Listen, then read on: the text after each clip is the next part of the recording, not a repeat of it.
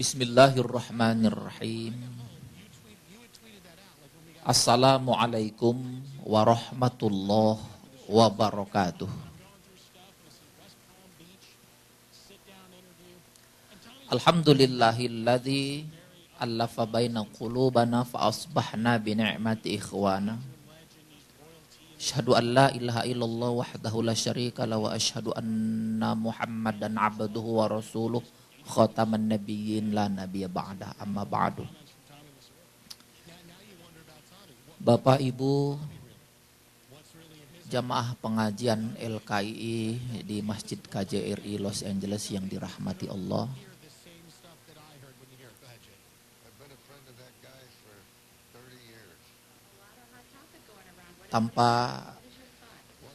Bagi saya tanpa saya rasakan ternyata ini untuk kajian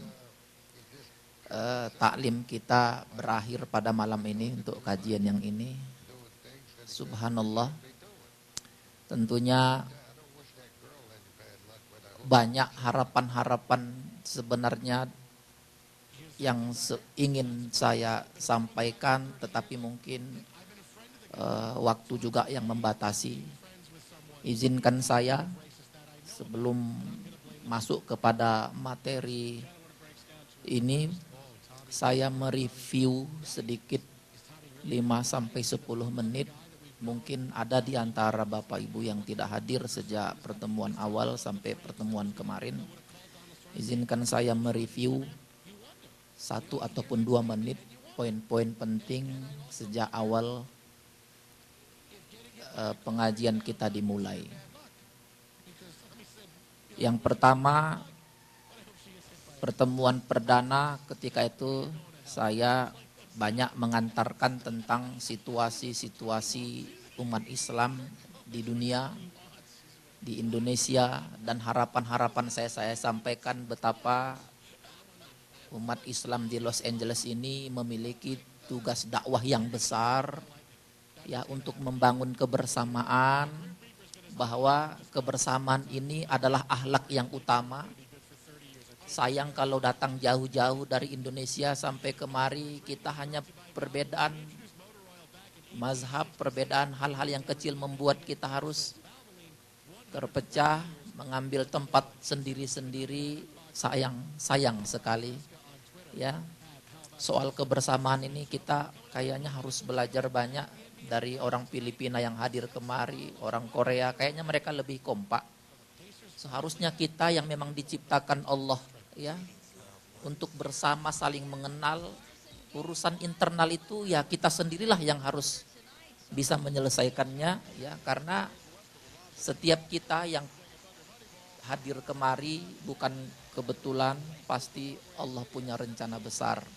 Bagaimana kita membangun persaudaraan ini. Ini pertemuan pertama yang saya coba angkat waktu itu, bahwa tugas besar kita adalah menunjukkan sikap yang terbaik kepada orang-orang non-muslim di sini, bahwa agama kita mengajarkan akhlak, termasuk tasawuf. Kalau ada yang bertanya tasawuf dari aliran mana Bapak, misalnya pertanyaan itu diajukan kepada saya mengatakan aliran tasawuf saya adalah aliran akhlak. Bagaimana berakhlak kepada Allah, berakhlak kepada diri sendiri, dan berakhlak kepada sama manusia. Intinya adalah ya, tugas besar itu kita tunjukkan kepada akhlak. Innama bu'istu liutammima makarimal akhlak. Aku diutus ke bumi ini, kata Rasulullah, untuk menyempurnakan akhlak. Yang saya bicarakan semuanya terkait dengan akhlak.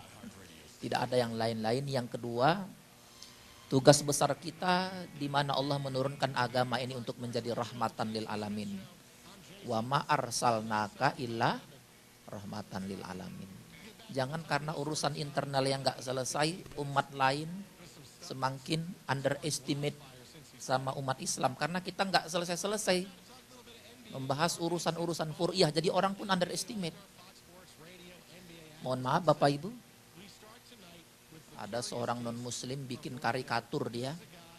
Intinya umat Islam katanya ketika pertama kali menemukan teknologi dinamit, ya, dinamit itu oleh umat Islam dibikin untuk bom sana bom sini kata mereka. Ya. ketika menemukan teknologi astronomi, ilmu astronomi digunakan untuk menentukan kapan jatuhnya satu Syawal, satu Ramadan. Jadi berdebat terus. Ya, ilmu astronomi oleh umat Islam ya itu untuk itu menentukan itu. Kemudian kompas katanya ditemukan oleh umat Islam untuk menentukan di mana arah kiblat. Padahal kami menggunakan kompas untuk mengelilingi dunia. Ilmu astronomi bagaimana supaya kami sampai ke bulan. Dinamit, bagaimana dengan dinamit itu kami menggerakkan industri-industri besar. Jadi tugas besar Islam ini adalah agama dakwah yang menunjukkan kita ini membangun peradaban yang besar. Ya, jangan masalah yang kecil-kecil ya, lagi-lagi hanya urusan kunut, urusan tahlilan. Itu terlalu kecil kalau untuk kita bahas, terlalu sederhana untuk hidup hanya untuk berdebat urusan-urusan tahlil, urusan kunut ya. Tapi kita ini punya tugas membangun peradaban yang besar. Itu yang pertama. Mohon maaf ya kalau saya mereview sedikit. Pertemuan kedua kita itu bicara tentang powerful family. Kalau di antara Bapak Ibu ada yang hadir, powerful family itu adalah Madrasatul Ula. Sekolah yang pertama buat anak-anak kita tumbuh besar yang harus menjaga tauhidnya ya sangat tergantung di keluarga. Rasulullah sudah mewanti-wanti addibu auladakum fa innahum mulaquna fi zamani ghairi zamanikum. Didiklah anakmu dengan sangat cerdas, sangat matang karena mereka tumbuh dalam dunia yang sangat berbeda dengan dunia kita dulu. Bagaimana ada macam-macam rumah tangga yang sering kita ciptakan tidak kondusif untuk pertumbuhan anak-anak kita. Bagaimana anak-anak kita perkenalkan dengan tauhid, ya. Kan boleh Bu ya kalau saya review 1 menit 2 menit ya? Boleh Pak ya? Ya. Pertemuan ketiga saya bicara tentang pengantar tasawuf. Ya. Berupa pengantar apa sebenarnya tasawuf itu? Tasawuf itu sebenarnya payung dari ihsan. Jadi jangan lagi ditanya-tanya apa sih tasawuf itu, kok tasawuf itu seperti mistik-mistik. Jangan oknum yang salah mempraktekkan tasawuf sehingga tasawuf itu harus digeneralisir menjadi salah. Padahal tasawuf itu ada payungnya. Apa payungnya? Ihsan. Ya, tasawuf itu adalah soal bagaimana kita beribadah kepada Allah sehingga kita ini manifestasi dari sifat-sifat Allah, menghidupkan rasa. Ya, dalam ihsan itu kan engkau beribadah kepada Allah seolah-olah engkau melihat Allah.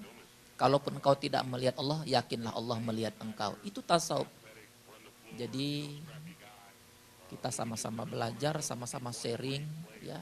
Ibu punya pengalaman spiritual, ayo kita sama-sama hidupkan bahwa kita ini bukan kipas angin.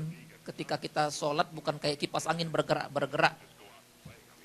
Ya, kita sholat itu juga harus hudurul qalb, menghadirkan hati. Berikutnya, pertemuan berikutnya kita bicara tentang makomat dan ahwal.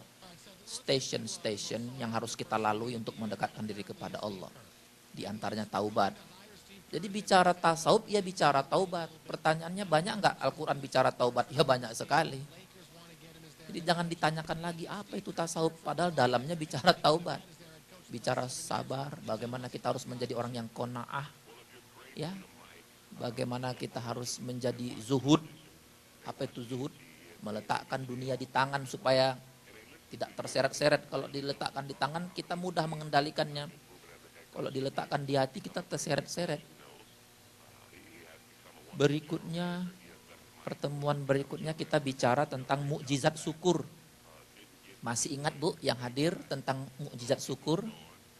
Bagaimana dalam hidup ini bukan masalah apa yang kita hadapi, bukan ujian yang seperti apa, tetapi memilih sikap yang benar. Menjadi musibah kalau kita diuji Allah, kita tidak memiliki respon yang benar.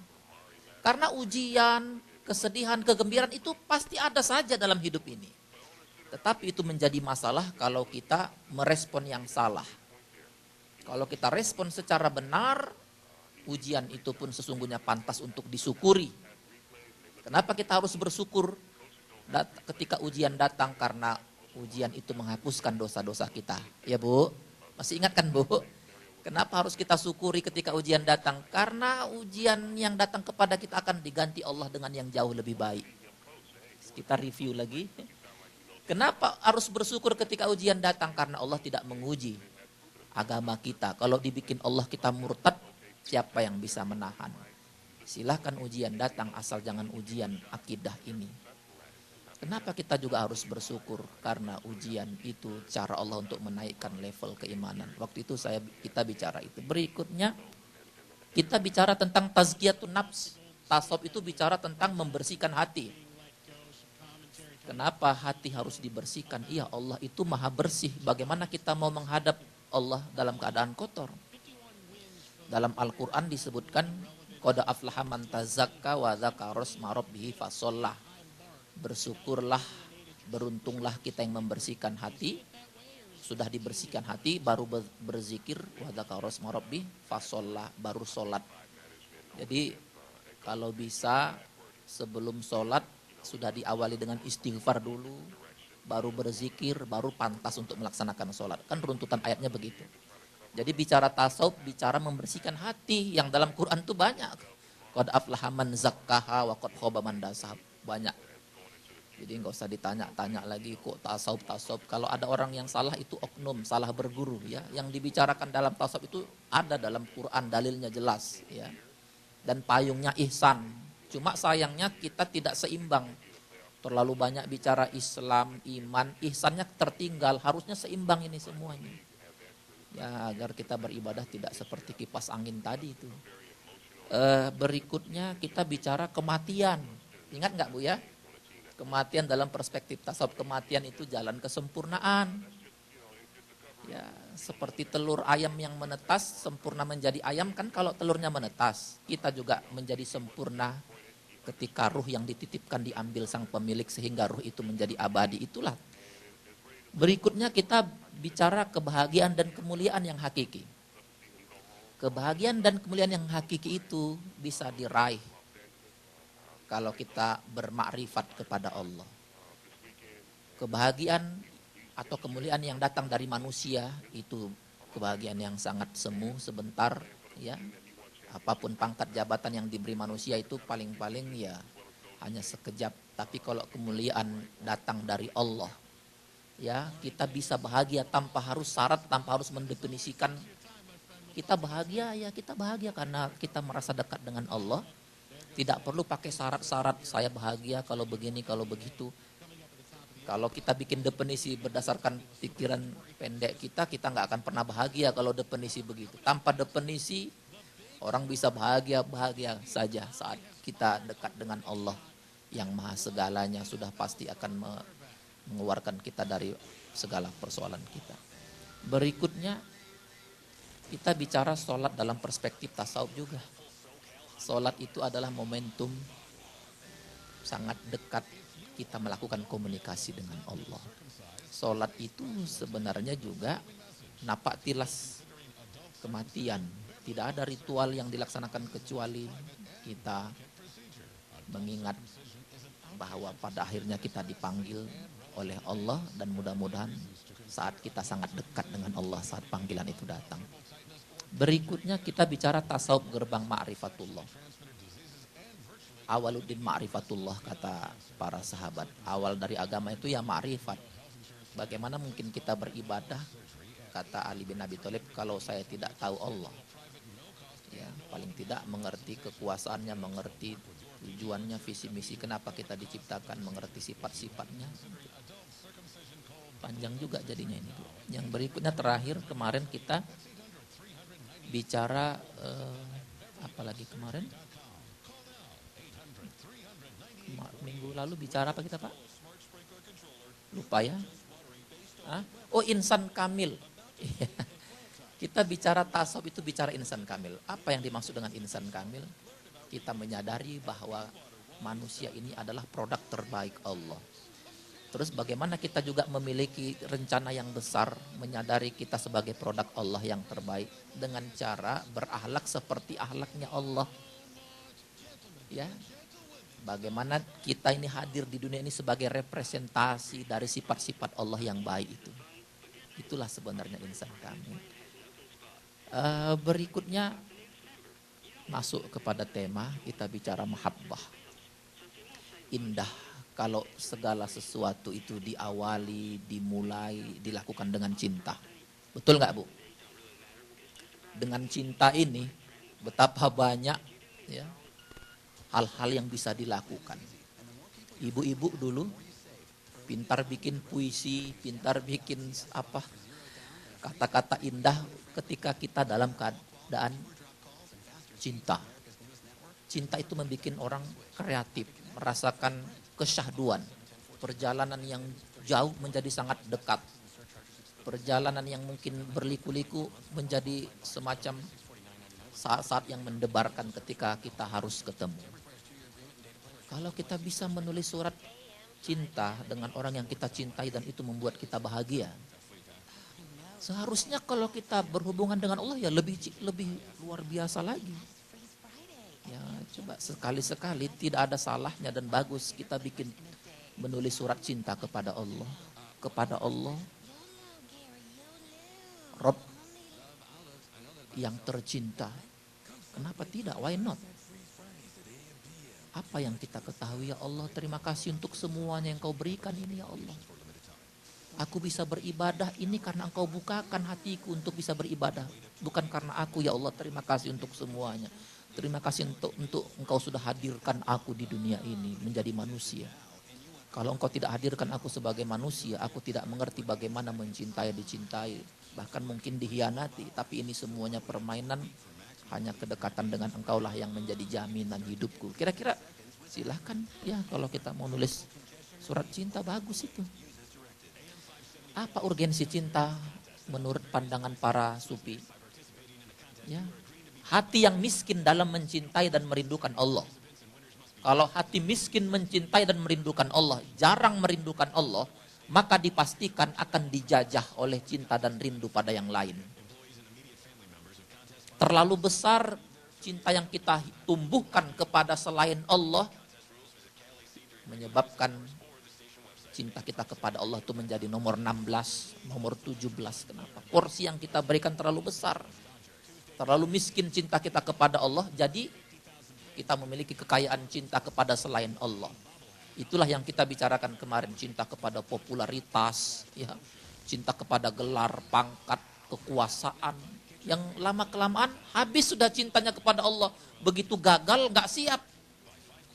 Ketika sesuatu menjadi tujuan, untuk tujuan itulah dia mati-matian berjuang.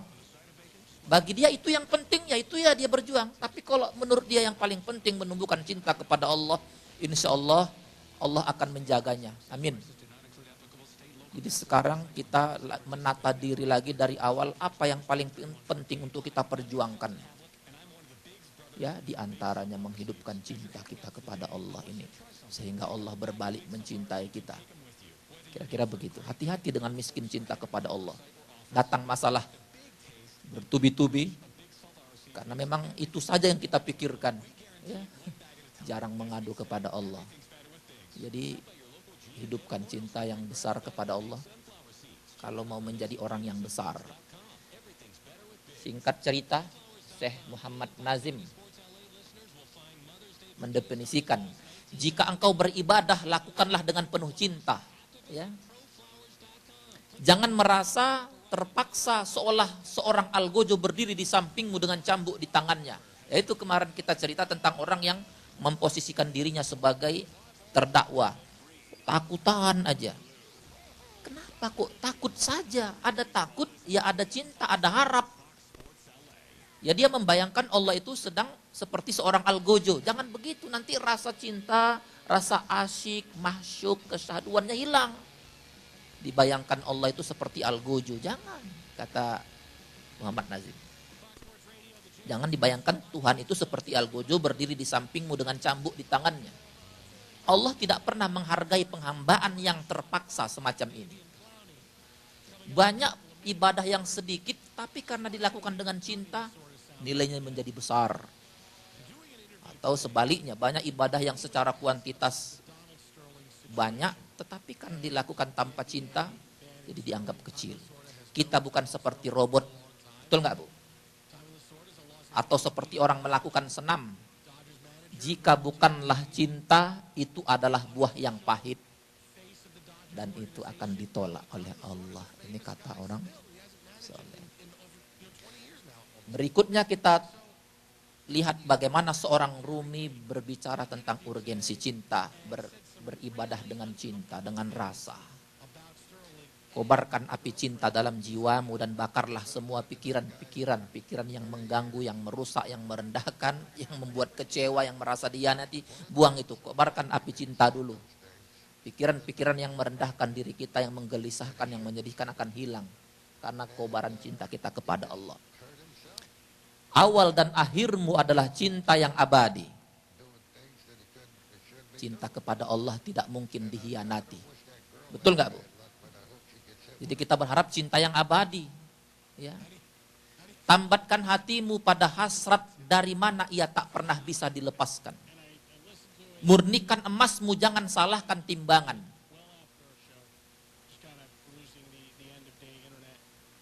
Berlarilah hanya padanya yang memberimu kaki. Pada siapa itu kalau bukan kepada Allah? Ketahuilah bahwa wajah dan rambut dari kecantikan ini adalah palsu. Bagaimana sebuah istana Taj Mahal itu dibangun, itu karena cinta seorang laki-laki kepada wanita menghasilkan sebuah kreasi. Baru cinta kepada makhluk, seharusnya cinta kita kepada Allah itu membuat kita hidup dalam kobaran api yang tetap semangat menghidupkan api cinta kita kepada Allah. Amin. Apa kata Rabi'ah Al-Adawiyah? Ini kita hanya sebagai perbandingan. Ya. Kalau ada yang mengkritik Rabi'ah Al-Adawiyah, ya memang selalu ada saja plus minus. Ya. Saya tidak menyembah Allah karena takut kepada nerakanya dan tidak pula tamak untuk mendapatkan surga, karena hal itu akan menjadikan saya pencari imbalan yang berakhlak buruk. Bagi dia ibadah itu bukan seperti pedagang. Ketahuilah bahwa saya menyembahnya karena cinta dan rindu kepadanya. Inilah ibadah yang ditujukan memang semata-mata untuk cinta kepada Allah. Kemudian Rabi'ah Al-Adawiyah mengatakan, iblis kamu sudah terlaknat. Tapi di hatiku tak ada tempat untuk membencimu karena hatiku telah penuh dengan cinta kepada Allah. Ketika ada seorang murid mengatakan kepada guru tasawufnya, tolong saya kalau ada selama ini hal-hal yang salah, tolong ditunjuki. Tapi kata gurunya, aku memandangmu dan melihatmu dengan penuh cinta. Ya, jadi tidak, kalaupun ada kekurangan tapi kecintaanku kepada engkau mengalahkan hal-hal yang engkau, mungkin ada hal yang kurang, karena aku selalu melihat dengan penuh cinta. Orang yang melihat orang dengan penuh cinta, insya Allah dia selalu berbaik sangka dan tidak suka mencari celah-celah ya untuk menunjukkan kekurangan seseorang. Ini ucapan siapa ya, ini masih ucapan Rabi'ah Al-Adawiyah. Apa katanya? Ya Rob, bintang di langit telah gemerlapan, mata-mata telah bertiduran, pintu-pintu istana telah terkunci dan tiap pecinta telah menyendiri dengan yang dicintainya. Dan inilah aku berada di hadiratmu.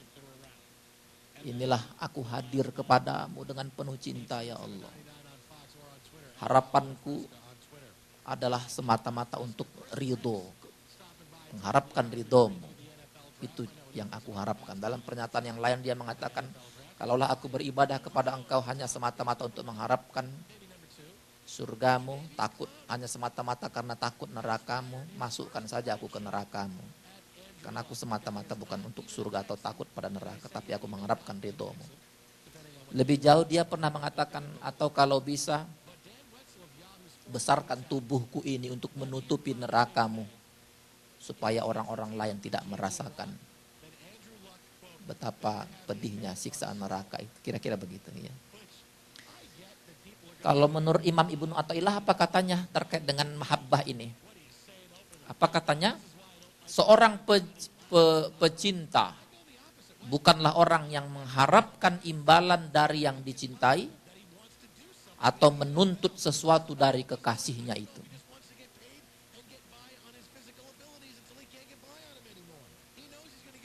Bisa dipahami ini, Pak? Seorang pecinta bukan yang mengharapkan imbalan dari yang dicintai atau menuntut sesuatu dari kekasihnya itu. Tapi sejatinya pecinta adalah orang yang bermurah hati memberi pada kekasihnya, bukan memperoleh sesuatu darinya.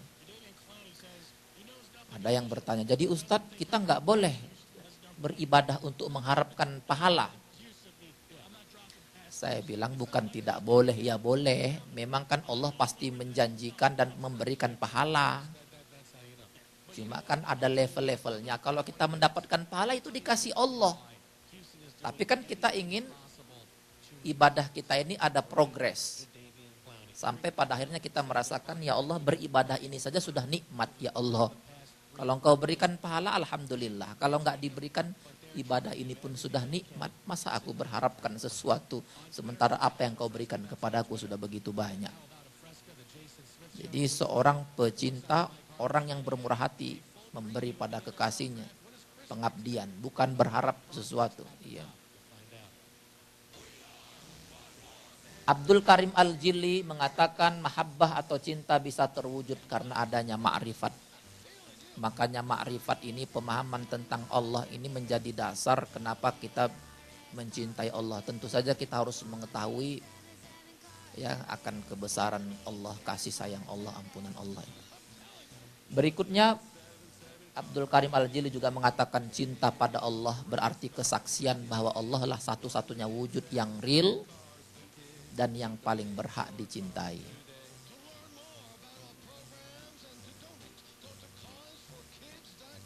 Mungkin kita ulang lagi kemarin, ada prinsip yang digunakan oleh seorang sufi, dia memahami la maujudan illallah. Semuanya ini tidak ada wujud, semuanya ini tidak ada perbuatan kecuali perbuatan Allah, kecuali wujud Allah. Maksudnya gimana itu? Bisa nggak Bu dipraktekkan dalam aktivitas kita sehari-hari, pemaknaan tidak ada wujud yang real, yang paling berhak dicintai? Iya. Wujud yang real itu hanya pada Allah. Allah itulah yang betul-betul ada, kita ini tidak ada. Jadi nggak usah terlalu kagum dengan apa yang dilihat. Karena orang kalau sudah mengerti wujud Allah, apa yang dilihat itu biasa-biasa saja, tidak ada apa-apanya. Orang yang sudah mengerti wujud Allah akan menerjemahkan apapun yang selain Allah ini semuanya akan hilang. Betul nggak Bu? Ya, terakhir. Tauhid yang paling murni hanya dapat dibuktikan dengan cinta yang tulus pada Allah. Inilah tauhid yang murni. Tidak boleh dinodai ya dengan cinta yang lain kepada yang lain. Inilah prinsip la ilaha illallah. Tidak ada Tuhan selain Allah. Maksudnya tidak ada yang paling pantas kita cintai, tidak ada tempat yang paling pantas untuk kita mengadu. Ya, tidak ada yang paling bisa memberi rezeki. Siapa yang bisa memberi rezeki kalau bukan Allah? Jadi ini cinta yang tulus dan murni kepada Allah. Terakhir ya, pendapat Hamka. Coba apa kata Hamka tentang cinta ini kalau kita bisa menghidupkan cara pandang kita. Mengapa manusia bersikap bodoh katanya? Tidakkah engkau tatap langit yang biru dengan awan yang berarak seputih kapas? Biasakan melihat dengan cara pandang yang luas. Atau engkau turuni ke lembah sehingga akan kau dapati air yang bening. Atau engkau bangun di malam hari, kau saksikan bintang gemintang bertaburan di langit biru dan rembulan yang tidak pernah bosan orang menatapnya. Sekiranya seseorang amat gemar memandang keindahan, amat senang mendengar keindahan, niscaya hatinya akan terbebas dari perbuatan keji. Maka biasakan Bu melihat segala sesuatu dengan hati yang gembira. Karena sesungguhnya keji itu buruk, sedangkan yang buruk itu tidak akan pernah bersatu dengan keindahan. Itulah seharusnya kita dalam melihat kehidupan ini. Apa penghalang cinta kepada Allah? Ya, kata Ibnu Al-Qayyim Al-Jauziyah, penyakit jiwa yang menghalangi cinta adalah syirik. Hati-hati dengan syirik. Syirik jangan disederhanakan menyembah patung, menyembah berhala, menyembah batu, pohon. Bukan itu saja, itu sudah jelas. Tapi syirik itu bisa terjadi ketika kita beribadah. Kita mengharapkan pujian orang. Kalau kita mengharapkan pujian orang, sama saja kita berharap pahala kepada orang yang kita berharap dia memuji kita itu. Itulah syirik juga itu. Kata Rasul, yang aku takutkan adalah syirik kecil. Apa itu syirik kecil? Riya. Ternyata naudzubillah, karena itulah kita harus selalu memperbaharui iman kita, karena kita banyak melakukan kesyirikan. Ya. Ini yang menghalangi cinta pada Allah. Yang berikutnya, tidak mengindahkan perintah agama, menolak kebenaran, ya, sombong, dengki, amarah yang berlebihan, dusta, bakhil, cemas, dan gelisah. Ini penghalang cinta pada Allah ya ini. Sedih yang berkepanjangan termasuk, cemas dan gelisah yang berkepanjangan, pola hidup boros termasuk. Serakah, cinta dunia, dan takut mati. Sudah memiliki sifat ini, ditambah lagi nanti dengan penyakit yang berdasarkan penelitian, orang-orang yang memiliki sifat-sifat cemas, gelisah yang tak terkontrol, sedih yang berkepanjangan, itu memang usianya katanya lebih dini, lebih cepat meninggal. Bahkan sebelum sampai ke sana, orang-orang yang memiliki sifat kesedihan yang tidak bisa dia kontrol, itulah yang menyebabkan sakit jantung, rematik, asam urat, macam-macam penyakit yang timbul gara-gara ini. Ya, naudzubillah. Berikutnya, Ibnu Taimiyah mengatakan hati akan menjadi baik. Mau nggak Bu, hatinya menjadi baik? Mau, tentu mau. Beruntung, merasa nikmat. Wah, bahagia, tentu kita mau bahagia. Senang, damai, dan tenang. Hanya dengan beribadah kepada Allah. Inilah yang membuat kita seharusnya bisa tenang. Meskipun orang memperoleh kenikmatan dari makhluk, tetap saja ia tidak tenang dan damai lantaran ia mengalami kemiskinan jati diri kepada Tuhan yang seharusnya adalah zat yang layak disembah, dicintai, dan dicari. Kenikmatan yang datangnya dari makhluk tetap saja membuat dia tidak tenang dan damai, kecuali dia sungguh-sungguh beribadah kepada Allah. Alasan apa membuat orang bisa jatuh cinta kepada apapun? Karena adanya kelezatan, kenikmatan. Kalau begitu boleh jadi cinta kita kepada Allah itu kita belum merasakan kenikmatan dan kelezatan. Ya, sehingga kita belum memiliki alasan yang pas. Karena tidak punya alasan yang pas, itulah kecintaan kepada Allah itu menjadi sangat kecil. Karena adanya manfaat. Kita mencintai sesuatu karena ada manfaatnya. Padahal kalau kita sudah mencintai Allah, kita akan mengerti manfaatnya itu. Apa misalnya Bu manfaatnya kalau kita mencintai Allah? Manfaatnya diantaranya Allah akan membalas cinta kita itu dengan diberikannya kita berbagai macam kearifan. Betapa yang namanya rezeki itu kita pahami bukan soal sedikit atau banyak, tapi soal keberkahan. Dengan mencintai Allah, Allah akan memahamkan kepada kita bahwa janji yang diberikan Allah itu lebih pasti dari janji apapun yang ada di dunia ini. Dengan memahami manfaat cinta kepada Allah, kita tidak terlalu cari-cari muka, tidak perlu terlalu khawatir atau terlalu takut dengan makhluk. Ya, karena kita hanya takut kepada Allah. Karena mengandung keutamaan. Cinta kepada Allah mengandung keutamaan. Kalau sekedar makan, minum, orang kafir pun diberi Allah. Tapi soal keberkahan, soal janji surga, soal kedamaian itu hanya ada pada kita yang beriman. Ini keutamaannya. Apa jalan menggapai cinta ilahi? Mau Bu, supaya dicintai Allah? Pertama tentu saja bertaubat dan mensucikan diri. Jelas-jelas disebutkan oleh Allah, innallaha yuhibbut tawwabin wa yuhibbul mutatahhirin. Sesungguhnya Allah mencintai orang-orang yang bertaubat, wa yuhibbul mutatahhirin, dan mencintai orang-orang yang suci. Jadi jalan untuk mendapatkan cinta Allah, tobatlah dulu. Banyaklah beristighfar, insya Allah kita dicintai Allah. Dalam pernyataan Imam Ibnu Athaillah dalam kitabnya Al-Hikam, apa katanya? Allah lebih mencintai orang yang berdosa, tetapi dia bertobat kembali kepada Allah dengan merasa hina dan malu, itu lebih dicintai Allah. Dengan perasaan hina dan malu tadi, dengan rasa tobat yang sungguh-sungguh dan penyesalan yang dalam itu lebih dicintai Allah daripada orang yang beribadah tetapi dia merasa sombong dengan ibadahnya itu.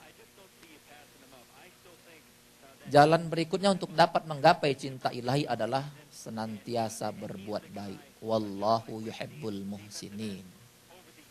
Ya, Allah mencintai orang yang berbuat baik. Kalau ada orang sedang berdebat, dia tantang kita berdebat. Ayo bicara duluan. Ya, kalau kamu bicara, aku akan imbangi pembicaraanmu. Ditantang seperti itu. Orang-orang yang mendapatkan tantangan seperti itu tidak perlu melayani. Orang yang berbuat baik atau akan mengatakan, silahkan engkau berbicara, aku tak akan bicara satu patah kata pun. Karena kalau sudah bicara mau cari menang kalah, ya nggak ketemu. Ada nggak Bu? Ada nggak orang yang kalau mau bicara mau cari menang, atau kok bicara mau cari menang?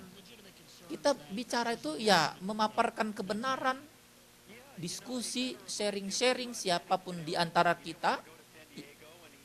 Misalnya saya ketemu sama orang, saya biasakan orang yang saya temui itu adalah guru. Setiap kita itu ketika sendiri yang kedua adalah guru. Pasti ada, there is always room ya. There is always room for improvement.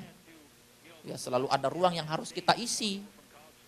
Jangan ketika dengar pembicaraan dicari-cari aja selah-selahnya yang mana, salahnya yang mana, mau dikritik. Dia hanya mencari-cari itu aja.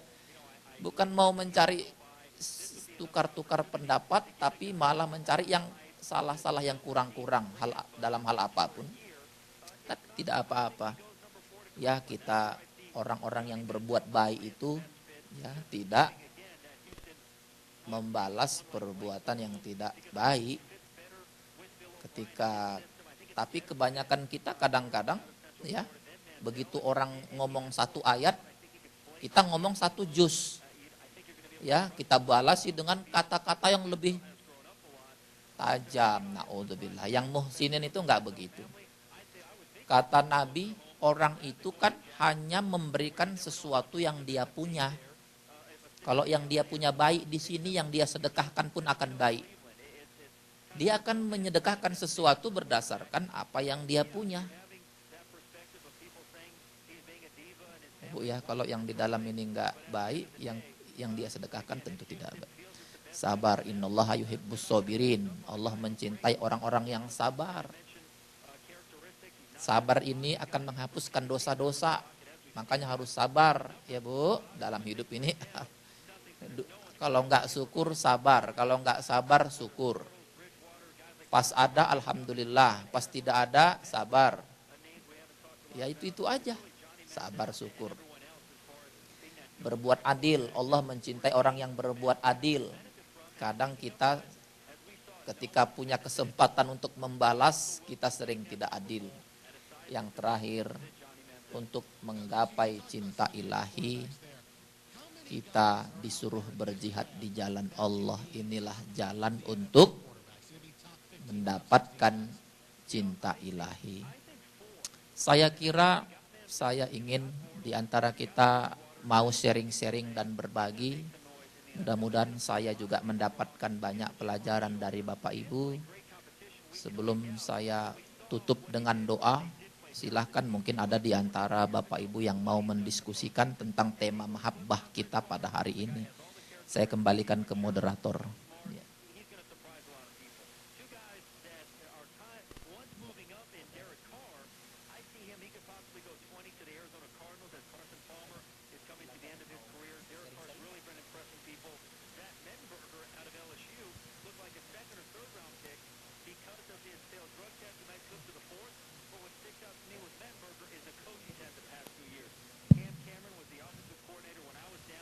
Ibu-ibu ada pertanyaan?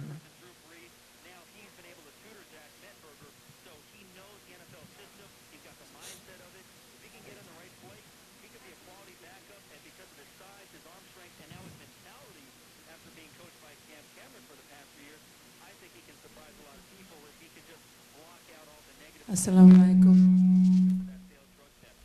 Assalamualaikum. Waalaikumsalam warahmatullahi wabarakatuh. Pak, maaf, waktu kemarin ada mengenai kematian saya nggak ikut, terlambat. Oh, Jadi iya. saya nggak mendengarkan yang soal Iya. kematian. Ada pertanyaan saya yang juga sama, ada beberapa ibu yang ingin saya tanyakan adalah apakah salah kalau kita takut, maksudnya takut bukan takut waktu dipanggil oleh Allah, karena seperti saya kan memang sebagai cancer survivor itu harus siap setiap saat. Kalau dokter-dokter di sini mengatakan, kan kalau dokter di sini kan nggak beragama Islam, jadi mereka akan bilang anytime if the time come you have to be ready. Jadi pertanyaan saya ini adalah, seandainya seperti anak-anak kita ini kan, kalau di orang Jawa itu kalau belum mantu, belum punya suami atau punya istri, artinya belum selesai tugas kita sebagai orang tua. Nah, kalau seandainya kita misalnya minggu depan saya dipanggil, nah terus anak-anak kita kan kita masih khawatir tuh. Nah, khawatirnya itu adalah yang kita takutkan. Bagaimana kehidupan mereka nanti kalau kita sudah waktunya dipanggil. Terima kasih, Pak. Assalamualaikum. Ya, waalaikumsalam warahmatullahi wabarakatuh. Rasa takut itu sebenarnya sudah naluri sifat manusia. Siapapun di antara kita, sehebat apapun ilmu kita, setinggi apapun pengalaman kita, seberapa banyak pun jam terbang kita, rasa takut itu sesekali pasti datang menghampiri kita.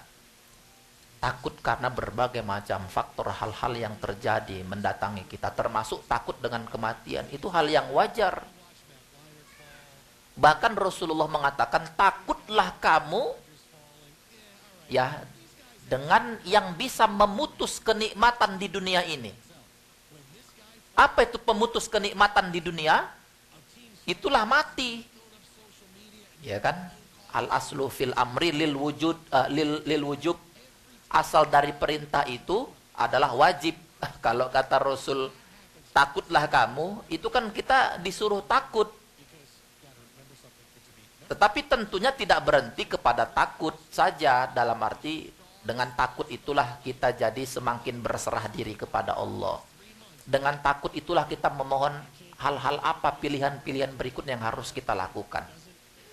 Kalau hanya sekedar takut dengan keluarga yang ditinggalkan, itu kan yang nomor sekian. Yang lebih penting kita kalau bisa takut kalau dipanggil Allah kita tidak dalam keadaan siap, itu lebih kita takutkan. Kalau keluarga yang kita tinggalkan itu nanti akan berjalan sebagaimana yang lain juga akan berjalan. Kenapa tidak kita titipkan saja kepada Allah? Ya, jadi kita harus lebih takut kalau kita dipanggil Allah, tapi kita sedang dalam keadaan lalai, itu lebih penting. Ya. Sebenarnya perintah takut itu supaya kita melakukan preparation, melakukan langkah-langkah yang terbaik supaya kita ketika dipanggil Allah kita benar-benar dalam keadaan siap. Kalau sekedar takut dengan keluarga yang ditinggalkan, insya Allah kalau kita berserah diri kepada Allah, Allah akan menjaga. Makanya dari sekarang kita kalau berdoa, ya Allah kalau Engkau panggil aku terlebih dahulu, aku titipkan keluargaku, aku titipkan orang-orang yang aku cintai kepada Engkau. Engkau yang maha menjaga ya Allah. Ya. ada saja alasan-alasan orang takut. Tetapi yang lebih penting adalah ketika kita dipanggil kita sedang tidak dalam keadaan siap, itu yang kita khawatirkan. Makanya kita selalu bermohon kepada Allah ya supaya kita dipanggil dalam keadaan siap dan sedang tidak lalai. Kalau keluarga titipkan kepada Allah yang maha menjaga, jadi kita lebih lapang. Kalau dulu ceritanya Nabiullah Ibrahim meninggalkan istri dan anaknya di tempat yang gersang, tidak ada orang, tidak ada tempat bercocok tanam, kan dia mohon kepada Allah, Rabbana inni askantu min dzurriyyati biwadin ghairi dzi zar'in 'inda baitikal muharram. Ya Allah, aku tinggalkan anak dan istriku di tempat yang tandus, gersang, tidak ada orang, tidak ada tempat bercocok tanam di rumahmu ya Allah. Saking hebatnya doa ini diabadikan dalam Al-Quran. Ini kan sebuah kesungguhan, sebuah harapan. Makanya berdoa itu jangan ragu-ragu. Kita belajar dari Nabiullah Ibrahim, berdoa itu dengan kesungguhan. Ya, jadi saya kira begitu Bu. Kalau Allah sudah kita yakini sebagai yang maha menjaga, insya Allah akan dijaga Allah keluarga yang kita tinggalkan. Ya, toh tetap pada prinsip perbandingan hidup yang rata-rata 65-70 tahun di dunia ini diukur dengan kehidupan yang unlimited. Kehidupan di sini ini seperti 1 detik saja perbandingannya. 65-70 dibanding dengan yang unlimited ya seperti 1 detik. Jangan khawatir yang 1 detik ini, khawatirlah yang kalau kita tidak ditempatkan tempat yang terbaik saat kehidupan akhirat yang unlimited itu. Ya. Nanti saya tinggalkan ini, saya beberapa sudah menulis di buku ini. Saya tinggalkan nanti untuk saya letak di perpustakaan ini. Oh, ada 3 ya. Silakan nanti Bapak Ibu baca, saya tinggalkan di perpustakaan. Mudah-mudahan di sini juga banyak bicara tentang itu. Dan semua materi-materi yang saya sampaikan juga ada di sini. Silakan nanti kalau Ibu mau baca di sini. Jangan dibawa pulang, nanti takut yang lain nggak bisa baca. Ya, saya kira begitu Ibu. Silakan yang lain Ibu, Bapak. Iya. Assalamualaikum warahmatullahi wabarakatuh. Waalaikumsalam warahmatullahi wabarakatuh. Tentang tasawuf. Iya. Saya selalu berpikir untuk gimana supaya mudah dan bisa diterima banyak orang dalam kehidupan sehari-harinya. Kalau saya pribadi selalu karena saya belajar dari kehidupan seperti begini, keluarga adalah salah satu cara gimana bersikap seperti Allah. Misalkan sebuah keluarga, misalnya seorang pasangan telah menikah, dia punya anak, dan pada saat anak itu lahir, mereka sadar bahwa apa yang Allah ciptakan maksudnya mengapa Allah menciptakan sesuatu dengan kecintaan sama seperti orang tua mencintai anaknya. Sekalipun anaknya itu berbuat nakal atau apapun, tetap orang tua selalu cinta. Dan itu seperti sama dengan Allah cinta terhadap makhluknya. Dari situ saya pikir orang lebih bisa meresapin bagaimana sikap Allah terhadap manusia sama dengan manusia orang tua terhadap anak. Dengan begitu kita saya lebih memahami dari awalnya, dari sejak kecil kita misalkan hanya tahunya levelnya di bawah misalnya hanya seperti binatang makan, minum, seks, kemudian meningkat sampai dia mengikuti itu sifat Allah yang maha. Seperti kalau binatang itu kan melihat, berarti Allah maha melihat. Jadi level paling bawah, kemudian ke atas sampai cinta, dan akhirnya menuju paling akhir adalah Allah. Namun saya, apakah cara-cara yang mungkin tidak pernah disinggung dalam kitab itu, dalam kitab yang tradisional, bisa mau saya dianggap benar atau ada sesuatu yang lain? Bagaimana pendapat Bapak? Iya, sebenarnya memang yang Bapak sampaikan itu di dalam dalam firman Allah, tetapi di dalam sebuah hadis qudsi disebutkan seperti ini. Sebenarnya kasih sayang seorang ibu kepada anaknya itu, kasih sayang seorang ibu kepada anaknya, padahal kan seorang ibu sudah pasti sangat menyayangi anaknya kan, dengan sesuatu yang tidak bisa disampaikan dengan kalimat, dengan bahasa, karena begitu dalamnya. Bagaimana seorang ibu begitu anaknya kehausan walaupun sedang tidur nyenyak, pasti terbangun.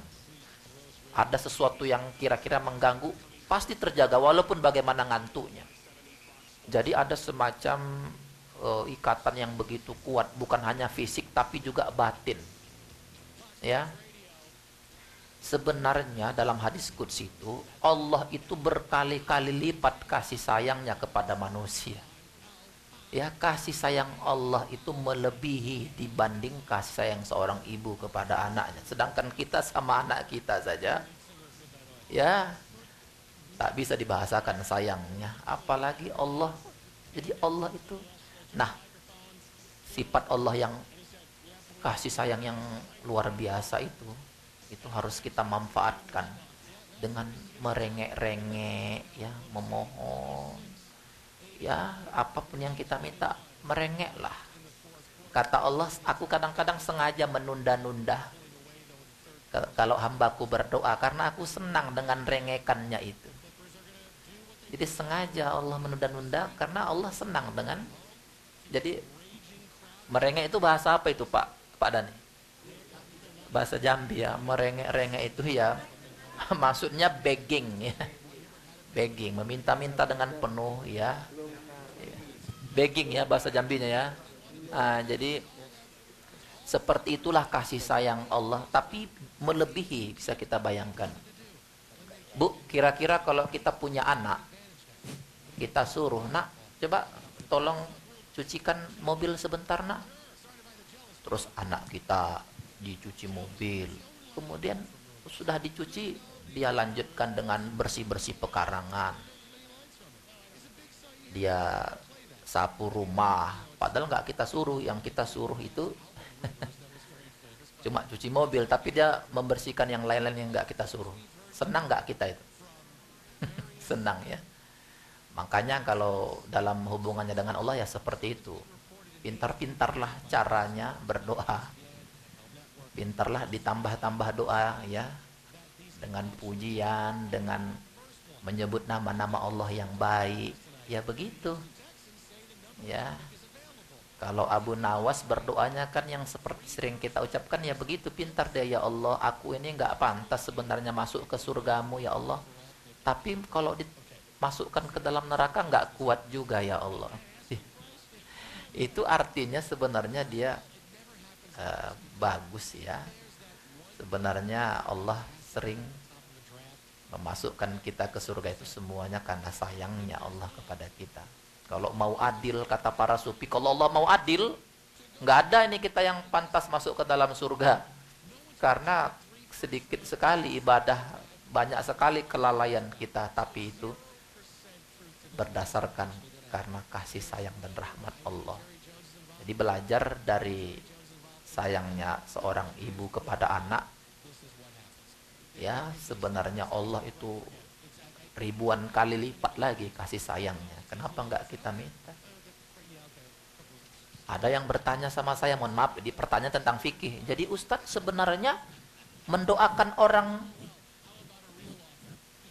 misalnya kita datang takziah, taklilan, kita bacakan, sampai nggak doanya itu? Soal memastikan sampai atau tidak itu hak prerogatif Allah.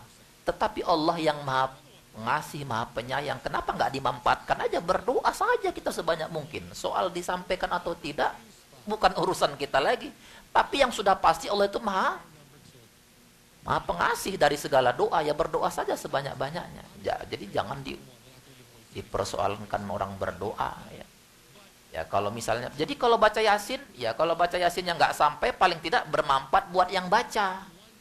Ini orang baca Yasin dipermasalahkan. Sementara orang yang minum-minum judi-judi di depan masjid, diam aja dia. Ya. Ini kita kadang-kadang Soal dikabulkan atau tidak, ya. Yang ngopi rame-rame Ah, jadi manfaatkan Allah itu seperti cerita saya kemarin. Kalaupun kita lihat mungkin ibadahnya tidak seperti kebanyakan orang, tapi Allah kan tahu hatinya. Kalau mau diangkat Allah di atas rata-rata kebanyakan, kan Allah lebih tahu. Ngapain kita urus-urus? Kalau Allah mau mengabulkan, ya inilah kita harus memanfaatkan kasih sayang Allah itu. Jadi prinsipnya, kalau kita optimis bahwa doa kita dikabulkan, Allah itu lebih optimis lagi untuk mengabulkannya. Jadi jangan ragu-ragu. Jadi kasih sayang Allah itu besar. Betul itu, Pak. Bahkan kalau mau melihat, karena itulah seorang anak itu harus diberi paham. Setelah kita disuruh beribadah kepada Allah, tempat kita berbuat baik setelah Allah adalah orang tua. Kan begitu. Jadi sebenarnya orang tua itu perwakilan Tuhan di bumi ini. Artinya yang kedua tempat kita berbaik setelah Allah adalah orang tua. Kan begitu. Karena kasih sayang orang tua tadi sama anak. Saya kira begitu, Pak. Silakan, mungkin ada yang lain, Pak. Boleh. Oh iya. Assalamualaikum warahmatullahi wabarakatuh. Waalaikumsalam warahmatullahi wabarakatuh. Ustadz, kalau tidak salah Ustadz memang untuk S3-nya di Jawa ya Ustadz ya. Iya. Mungkin tasawufnya juga ada dari Jawa juga ya. Iya. Saya mendengarkan waktu pengantar tasawuf dari Ustadz waktu malam Senin. Iya. Ustadz mengatakan bahwa dalam tasawuf itu juga mungkin mengambil filosofi sebelum Islam. Iya. Betul. Terus kemarin Kang Dadang juga menanyakan tentang tasawuf yang kenapa kok dimusuhi seolah-olah atau dikaitkan, dipepet ke pinggir gitu seolah. Nah, saya mau nanya tentang apa yang terjadi oleh Islam pada waktu memasukkan ke Jawa. Saya kurang tahu di tempat lain. Iya. Dengan Wali Songo di mana ada seorang yang bernama Syekh Siti Jenar, orang yang rambutnya kuning, karena Wali Songo ternyata bukan Jawa semua, tidak ada orang Jawanya kecuali yang generasi keduanya. Ada Cinanya, ada Timur Tengah, ada mungkin Syekh Siti Jenar Turki. Dia memakai pendekatan cara Hindu pada waktu atau animisme kepada penduduk Jawa. Namun dia menyatakan bahwa salah satu mukjizat adalah kalimat sada yang artinya sebenarnya kalimat syahadat. Namun ilmunya yang diturunkan oleh Syekh Siti Jenar seolah-olah ditutup, bahkan beliaunya nggak tahu dimatikan atau apa, dikerubut oleh 8 orang walinya itu ya. Sementara ajaran yang sama juga dilakukan di sini oleh Nation of Islam, bahwa pendekatan untuk syiar agama pun juga melalui pengertian yang dangkal oleh mereka. Contohnya tempat sholat, bukan masjid mereka nyebutnya sebagai temple. Ternyata mereka duduk di kursi dan tidak ada sholat, namun imamnya yang ceramah. Itu kita tahu pada waktu saya ikut Pak Najib dan Mas Hamdani, kita waktu itu membagikan Quran. Ditolak oleh mereka, dikatakan bahwa oh ini yang baca baru guru kami yang menyampaikan kepada kami. Jadi maaf Pak, sholatnya tadi gimana sholat? Bukan sholat Pak, jadi duduk di kursi dan dijelaskan seolah-olah Islam dari awal. Mereka belum menyebut Islam banget kepada orang-orang yang datang. Di Nation of Islam, mereka bilang Temple of Islam tempatnya itu. Tapi ada minaretnya, ada itunya, dan gurunya yang membaca Quran. Terus yang bagus, kayak tadi mereka mengatakan tentang wayang dengan kalimat sada itu, mereka mengatakan bahwa kenapa kita menghadap ke Allah tidak memakai baju yang paling baik. Jadi memang kalau mereka, istilah mereka kebaktian, mereka kayak pesta. Karena menghadap Allah itu paling bagus adalah dengan baju yang paling bagus gitu. Iya. Nah, yang jadi pertanyaan saya itu adalah bahwa dari awal tasawuf memulai, namun di tengah-tengah kelihatannya ditinggalkan. Baru terakhir seolah-olah fikih masuk, baru mereka masuk lagi dengan mengatakan, contohnya kayak kesiapan tentang mati, tentang insan kamil. Sementara di Jawa disebutnya dengan manunggaling Gusti, kawulolan Gusti, artinya rakyat dengan Tuhannya. Kayak gitu. Kenapa yang kayak gini kok di tengah-tengah hilang, diserahkan seolah-olah ke kelompok fikih, sementara di belakangnya, sehingga mungkin muncul yang namanya klenik. Akhirnya banyak orang di Jawa mengatakan bahwa sufi itu adalah kliniknya Islam gitu. Karena cara pendekatannya, cara penyampaiannya biasanya tidak dalam jamaah yang ramai kayak begini. Seolah-olah face to face atau apa, dan diberikan di tengah malam bangsa kayak gitu. Itu aja kenapa pendekatannya seperti itu, Ustaz. Mohon penjelasan. Terima kasih. Assalamualaikum warahmatullahi wabarakatuh. Waalaikumsalam warahmatullahi wabarakatuh. Tasawuf kalau disampaikan kepada seseorang, pasti dia akan menerima sesuai dengan kadar ilmunya. Ketika saya di hadapan mahasiswa, saya gambarkan sebuah pohon yang besar. Saya tanya mahasiswa, apa yang Anda pikirkan tentang pohon yang besar? Oh, beragam pendapat. Pak, pohon yang besar ini nanti akan saya teliti, sudah setua apa ini pohon, dan pada saat awal tumbuhnya, misal saya mau melihat apa kejadian-kejadian yang ada. Sementara mahasiswa yang lain, saya mau potret ini, ya. Ada lagi yang bilang, ini kalau pohon benaran nanti saya mau tebang untuk bisa bikin furniture, ya. Macam-macam lah, ada yang mau melukis, ya, sesuai dengan kecenderungan seseorang itu. Ada orang yang gara-gara kalau bertarung kalah terus, yang dia pikir, kalau saya nanti masuk tasawuf kan kalau berantem pasti menang, jadi dia masuk tasawuf supaya sakti. Ada juga yang masuk ke tasawuf katanya orang yang belajar tasawuf itu nanti bisa meramal lah. Jadi macam-macam. Jadi tergantung kadar pemahaman dan kecenderungan seseorang. Nah, kecenderungan seseorang itu kan sangat relatif dan sangat personal. Ya, kalau kita kan sederhana sebenarnya. Kenapa jauh-jauh? Kenapa tidak lihat Rasulullah saja? Seperti kita terangkan kemarin, Rasul itu disebutkan ruhbanun billail wa fursanun fin nahar. Ya, dia itu memiliki kedekatan yang luar biasa dengan Allah pada malam hari, tetapi di siang hari dia mengurus dan mengatur ekonomi, memimpin perang dan lain sebagainya. Berarti tidak berdiri sendiri. Ketika orang harus berasyik masyuk dengan Allah, itu adalah baru separuh, kan begitu. Separuhnya lagi dia harus bekerja keras, ya, ada kreativitas, ada inovasi yang dia lakukan, kira-kira begitu. Jadi bagaimana dulu para wali songo itu berdakwah dengan cara-cara berdasarkan budaya ketika itu, ya boleh, karena memang dia tahu, kan kata Rasulullah, berbicaralah kamu dengan bahasa kaummu.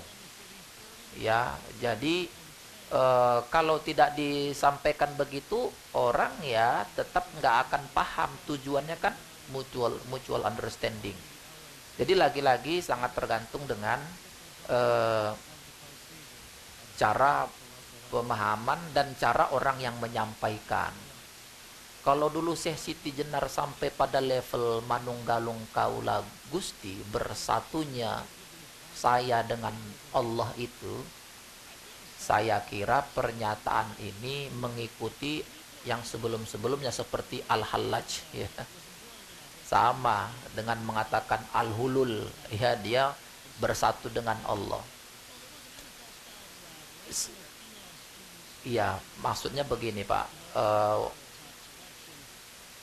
Kita itu mengukur seseorang dengan kadar kemampuan kita tentu tidak boleh.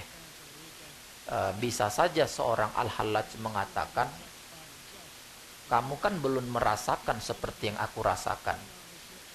Ya, jadi ada tidak fair kita mengejudge seseorang, tetapi kita belum sampai ke situ. Tetapi apapun ceritanya, apa yang dilakukan Al-Hallaj ini, saya sayangkan sebenarnya bahwa seorang Al-Hallaj punya pengalaman spiritual, tapi kok disampaikan kepada masyarakat yang belum sampai levelnya ke sana, kan jadi membingungkan. Padahal seharusnya seorang sufi itu memiliki kearifan.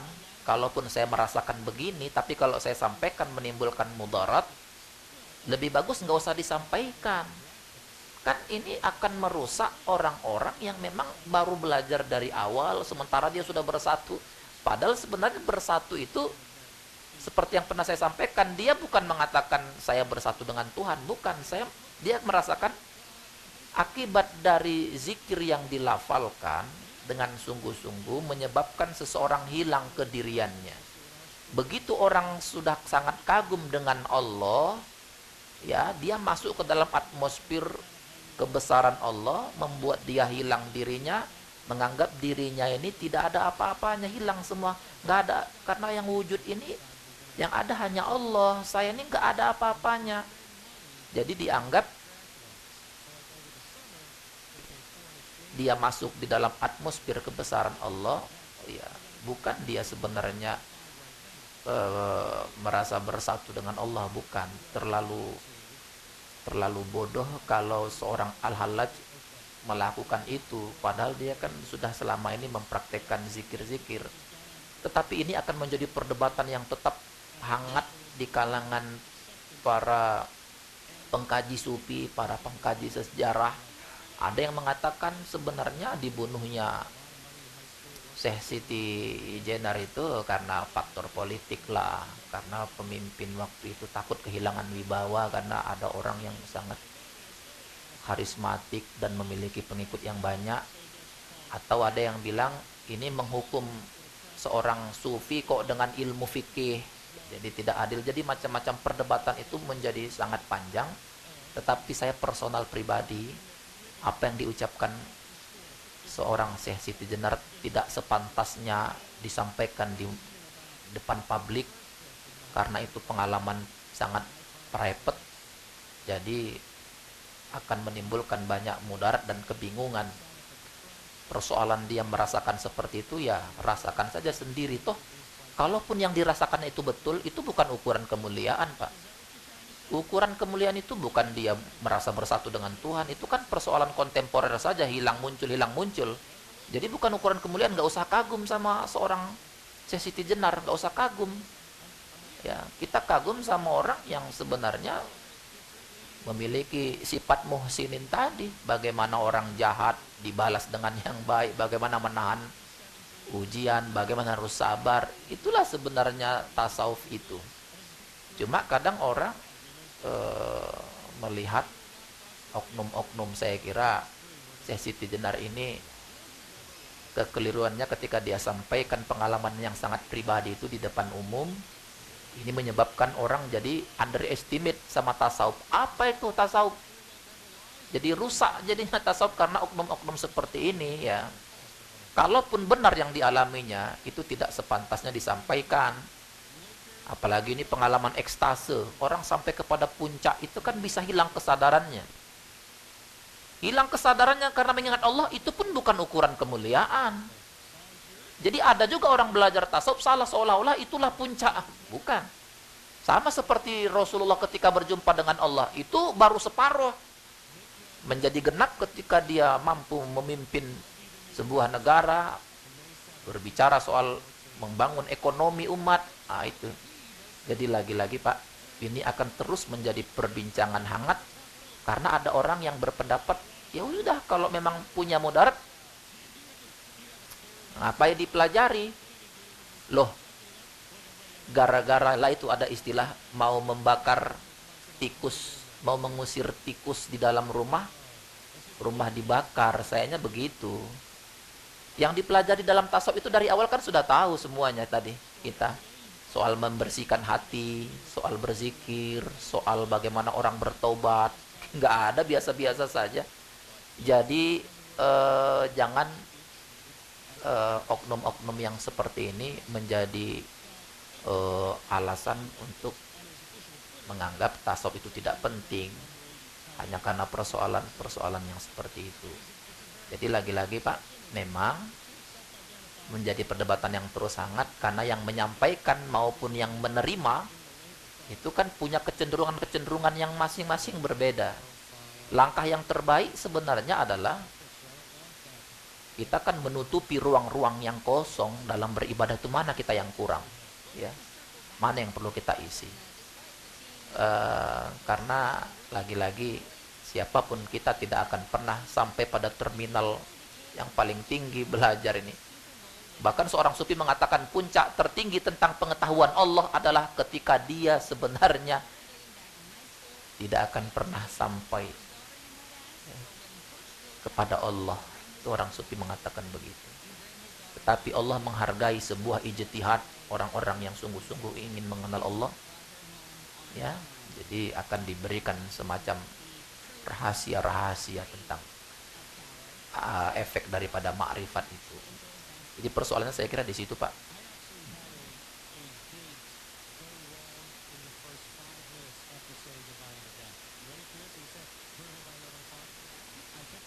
Jet, masih ada lagi pertanyaan, kita sudah 10 kurang seperempat. Ada? Iya, silakan.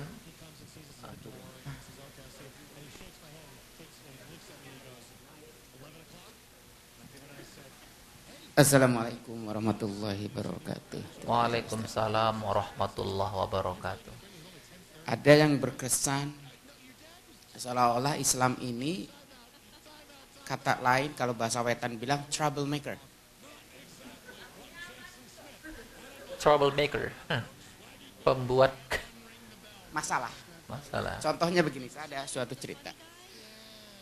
Ulama besar mengatakan jangan pernah anak kita orang Islam nikah dengan agama lain. Andai kata itu suami menikah dengan seorang istrinya beragama Islam, efeknya itu nanti dia ke anaknya. Misalkan istrinya kerja, dia akan ajarkan itu. Kisah yang kedua, suatu saat sang suami menikah dengan seorang istri agama Islam. Waktu dia masih dalam keadaan Kristen tidak pernah ada problem, gitu. Setelah menikah dengan ibu yang beragama Islam, problem coming, enggak selesai. Bahkan sampai orang tuanya meninggal. Jadi membuat dirinya itu menjadi penyesalan, gitu loh. Jadi seolah-olah agama Islam ini menurut dia, ya itu tadi kalau saya bilang semacam kayak troublemaker gitu loh. Saya minta tolong dijelaskan Pak. Terima kasih. Assalamualaikum warahmatullahi wabarakatuh. Waalaikumsalam warahmatullahi wabarakatuh. Nah, ini lagi-lagi cara penafsiran yang sangat personal. Jadi tidak bisa pengalaman personal itu lantas digeneralisir Islam itu membuat trouble. Islam ini agama yang sudah pasti paling sempurna dan paling benar. Itu tidak bisa diragukan lagi. Sudah paling benar, sudah paling sempurna ini.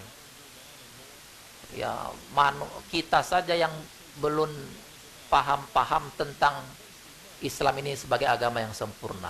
Tugas kita sebenarnya mendakwahkan dengan pengetahuan, dengan sikap, sehingga orang bersimpati terhadap agama kita ini. Memang ya Islam itu sudah dipastikan kebenarannya, tetapi perilaku-perilaku kita itu yang mungkin karena baru berguru sama 1-2 orang guru, katanya ya. Jadi kita mengatakan kesimpulan seperti itu ya.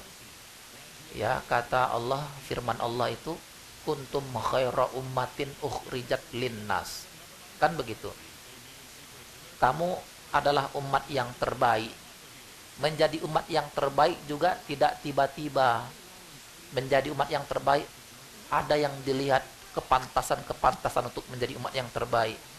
Itulah tadi dengan ilmu lah, dengan paradigma yang luas lah, dengan mengenali sifat-sifat Allah berakhlak seperti akhlaknya Allah lah.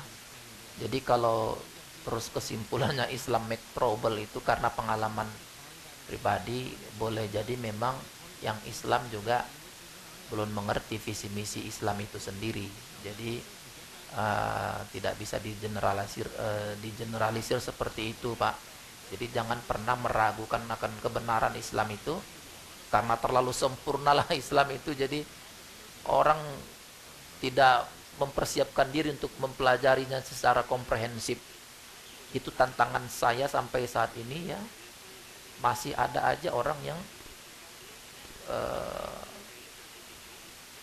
berislam ini dengan pemahaman yang sangat terbatas, tetapi merasa diri orang yang sudah paling banyak berguru gitu. Dari awal sudah saya sampaikan, dulu kenapa umat Islam berjaya, karena orang-orang belajar berguru dengan sangat tekun. Bahkan seorang Imam Bukhari berguru sampai 1000 orang guru, dicari dalam waktu perjalanan bahkan yang harus ditempuh berbulan-bulan dicari. Tapi kita begitu ketemu 1-2 orang guru, sudah tutup diri dari yang lain. Berdiskusi juga tidak, hanya mengambil hal-hal yang negatif, ya, berdasarkan kesimpulan-kesimpulan sendiri-sendiri. Ketika ada yang bertanya tasawuf itu tidak cocok untuk diterapkan di Amerika misalnya, ini kesimpulan yang sangat salah. Ya, ketika tasawuf itu mengajarkan berakhlak seperti akhlaknya Allah, justru kita tunjukkan di sini kita harus kreatif. Allah itu maha kreatif, orang yang dekat sama Allah ya harus kreatif. Ya, jadi lihatlah Rasul. Saya juga pernah mengatakan kalau mau belajar tasawuf, belajar dari para khalifah-khalifah itu, dari Abu Bakar, Umar, Utsman, Ali, yang dari 4 itu tercermin. Ada leadershipnya, ada pengalaman spiritualnya, ada karena keteguhannya, ada karena kecerdasannya. Jadi sifat manusia itu harus digabungkan dengan 4 hal ini yang harus kita miliki. Ya, inilah tantangan dakwah kita yang lebih besar, Bu. Saya kira Ibu sudah melakukan sebuah keputusan yang besar untuk selalu belajar dan belajar, dan pada akhirnya nanti ini menjadi semacam bekal modal kita untuk ketika kita harus bercampur di tengah-tengah orang-orang yang non muslim. Saya kira begitu, Pak. Silakan, Bu. Ntar kalau tidak ada kita tutup dengan doa. Terakhir, last call. Ada yang mau tanya? Ya, silakan Ibu. Enggak nyanyi kan? Enggak nyanyi kan?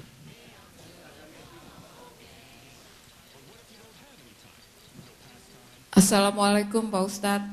Waalaikumsalam. Selamat kenal, nama saya Maiti dari San Diego. Ustadz bagus sekali ceramahnya. Saya mau tanya Ustadz, kalau seorang wanita mau tasawuf itu boleh nggak? Saya ini mau benar-benar tobat, nggak mau ngegosip, nggak mau terima telepon gitu. Gimana Ustadz? Jangan ketawa Ustadz, gimana caranya? Bingung Ya, kan Ustadz? baik. Nih ibu aneh nih satu, nggak sama sama yang lain. Iya, baik. Tasawuf itu tidak untuk laki-laki saja. Tasawuf itu untuk semua. Pertanyaan ini muncul karena sudah ada mungkin informasi-informasi yang membuat ibu berkesimpulan tasawuf itu seperti ini, yang berat-berat seperti ini, yang dipikirkan yang susah-susah jalan apa ya seperti itu tadi. Pertanyaan itu muncul karena mungkin sudah ada informasi-informasi yang masuk. Betul Ustadz. Coba belajar tasawuf, ya kita disuruh melakukan takholli dulu, buang dulu prasangka-prasangka, karena prasangka itu banyak dosa. Iya betul. Kan prasangka itu jadi berdosa. Apapun yang saya sampaikan begitu dipampangkan, semuanya ada dalilnya, semuanya ada sejarahnya, semuanya ada hikmah-hikmah yang bisa kita ambil. Jadi kalau ibu baru pertama belajar tasawuf, satu-satu dulu. Yang pertama, mulai saat ini aku berjanji ya Allah, ya aku ingin menjadi hambamu yang pandai bersyukur. Dilatih itu dulu, itu aja dulu. Sama Pak? satu Ustadz, sabar, nggak bisa. Iya. Oh ini mau berantem. Ah itu berarti kan artinya tahap-tahap. Berarti ibu sudah paham. Udah paham sekali, cuman nggak bisa kayaknya susah gitu Ustadz. Kalau kita bilang nggak bisa Bu, semua ya yang kita katakan itu kembali kepada kita. Akhirnya memang nggak bisa, karena itulah yang kita sering katakan. Allah itu menjalankan takdirnya berdasarkan apa yang kita sering katakan. Tapi kalau kita mengatakan, ya Allah bimbing aku ya Allah, aku ini sangat lemah ya Allah, aku ini sangat lemah ya Allah, ibadahku sedikit, bimbing aku, kuatkan aku ya Allah, kuatkan aku untuk bisa menjadikan engkau sebagai tempat untuk mengadu dan menyaksikan setiap apapun yang aku lakukan. Begitu, saya kira begitu Ibu. Jadi katakan, mampukan aku ya Allah, gitu Bu ya. Jadi kalau berdoa, mampukan aku ya Allah. Jadi jangan bilang, saya nggak bisa, ya dibikin nggak bisa sama Allah. Allah itu berdasarkan yang kita persangkakan. Kita tutup dengan doa. Ya, baik Bapak Ibu, sebagai penutup taklim sekaligus terakhir, karena besok saya harus melanjutkan perjalanan ke Colorado. Saya mohon maaf, tentunya banyak sekali hal-hal yang mungkin tidak tepat. Ini semuanya karena kekurangan dan kelemahan saya. Terima kasih saya ucapkan ini semuanya, tidak bisa saya ucapkan satu persatu. Ya, mudah-mudahan Allah membalas semua kebaikan Bapak Ibu ya. Ya, kita pada kesempatan ini baru mendapat berita duka ya. Yang pertama, berita wafatnya Bapak Haji Abdullah Ibrahim Harahap, ayah dari Ibu Najim yang wafat di Indonesia. Kita berdoa mudah-mudahan almarhum diterima di sisi Allah dan ditempatkan yang sebaik-baiknya, dilapangkan kuburnya, diterangi juga alam barzahnya, dan kelak dimasukkan Allah ke dalam surganya. Begitu juga kita doakan berita sakit ini Ibu Suliani Sentono yang saat ini sedang di rumah sakit. Kita bermunajat, bermohon kepada Allah agar segera Allah mengangkat penyakitnya, agar Allah menyembuhkannya dan bisa kembali melaksanakan aktivitas sehari-hari. Ila hadhin niyah wa likulli niyatin salihah. Al-Fatihah. Minasyaitonirrajim. Bismillahirrahmanirrahim. Alhamdulillahirabbil alamin, arrahmanirrahim, maliki yaumiddin, iyyaka na'budu wa iyyaka nasta'in. Ihdinas siratal mustaqim, siratal ladzina an'amta 'alaihim ghairil maghdubi 'alaihim waladdallin. Amin. Alhamdulillahirabbil alamin. Wassalatu wassalamu ala asyrafil anbiya'i wal mursalin wa ala alihi wa ashabihi ajma'in. Allahumma salli ala Muhammad wa ala alihi Muhammad. Ya Allah, ya Tuhan kami menghadap kepada Engkau ya Allah. Kami menghadap dengan segala kerendahan hati kami ya Allah, dengan segala kelemahan dan kekurangan yang ada pada kami ya Allah. Engkau yang maha tak terbatas ya Allah. Sementara kemampuan kami, tenaga kami, usia kami sangat terbatas ya Allah. Bimbing kami ya Allah.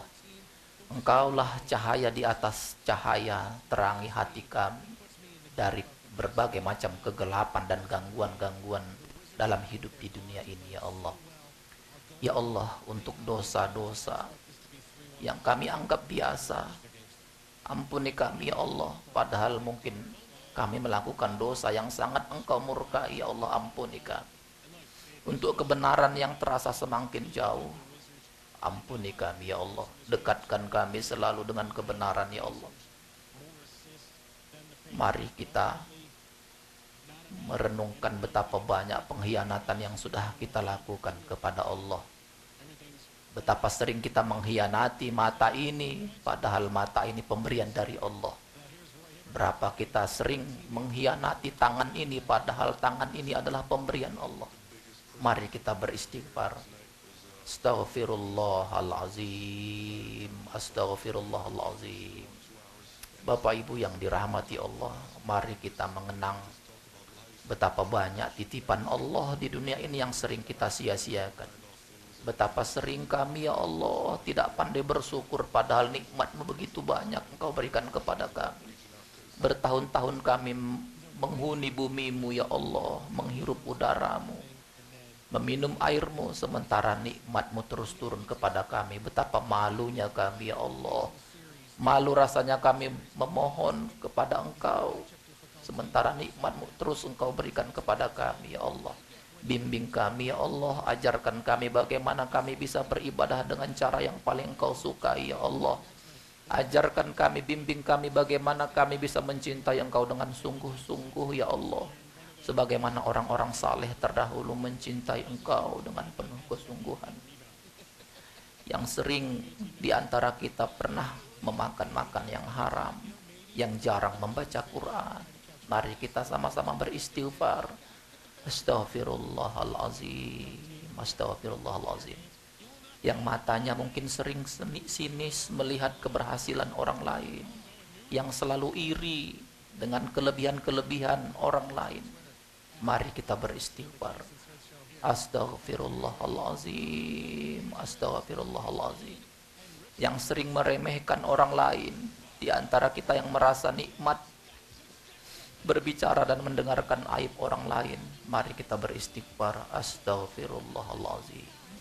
Yang mungkin di antara kita suka berbohong, ingkar janji, suka memfitnah, yang selalu marah-marah, mari kita beristighfar. Astaghfirullahalazim. Ya Allah, ya Tuhan kami, Engkaulah yang merencanakan hidup dan mati kami ya Allah. Engkau yang mendesain hidup dan mati kami. Di bumi mana kami terlahir dan di bumi mana kami akan Engkau panggil. Engkau sudah merencanakannya ya Allah. Rencanakanlah yang terbaik bagi kami ya Allah. Ya Allah, ya Tuhan kami, satu persatu hamba-Mu Engkau panggil. Di antara kami yang mungkin pernah bersama-sama satu persatu akan Engkau panggil, dan sudah Engkau panggil.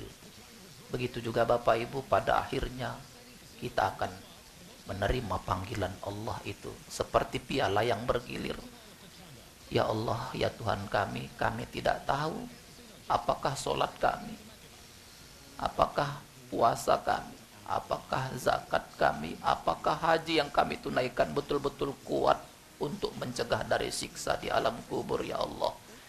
Ya Allah, ya Tuhan kami, ingin kami bisa beribadah dengan cara yang terbaik ya Allah. Bimbing kami ya Allah.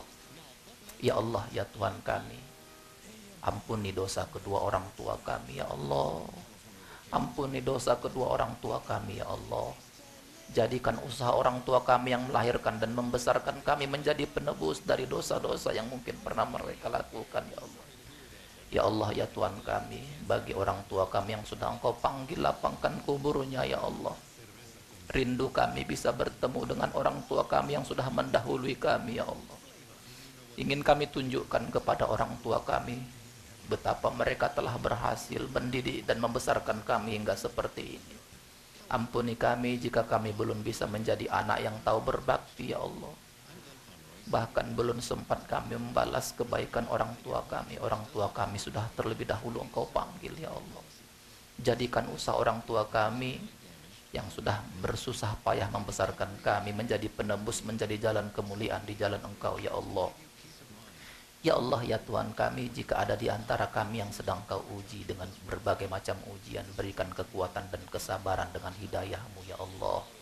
Jika ada di antara kami yang sedang Engkau uji dengan berbagai macam ujian, kuatkan dia atas kekuatan Engkau ya Allah. Anugerahkan ya Allah keluarga kami yang bertauhid, yang menjadikan Engkau sebagai satu-satunya jalan kami ya Allah. Berikan kepada kami putra-putri yang kuat akidahnya ya Allah.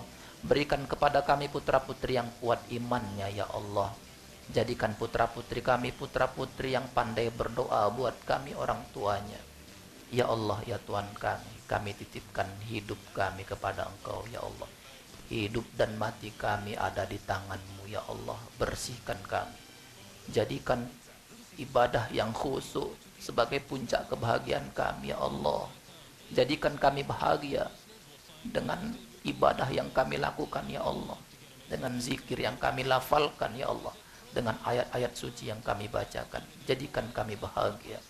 Bimbing kami agar kami bisa melaksanakan sholat dengan khusyuk, dengan sungguh-sungguh, ya Allah. Sebagaimana Engkau mengatakan, orang-orang yang beriman adalah orang-orang yang sangat besar cintanya kepada Engkau. Jadikan hati ini cinta dengan sungguh-sungguh kepada Engkau, ya Allah.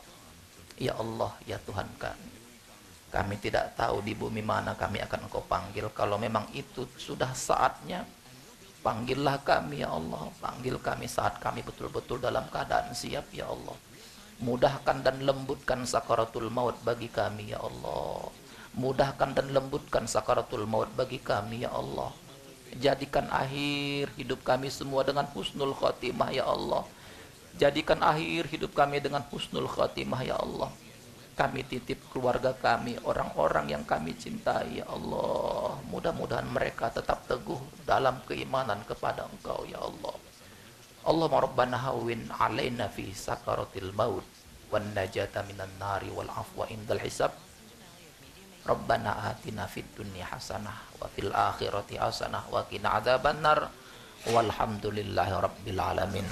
Billahi taufiq wal hidayah wa bihi nasta'in. Wassalamu alaikum warahmatullahi wabarakatuh.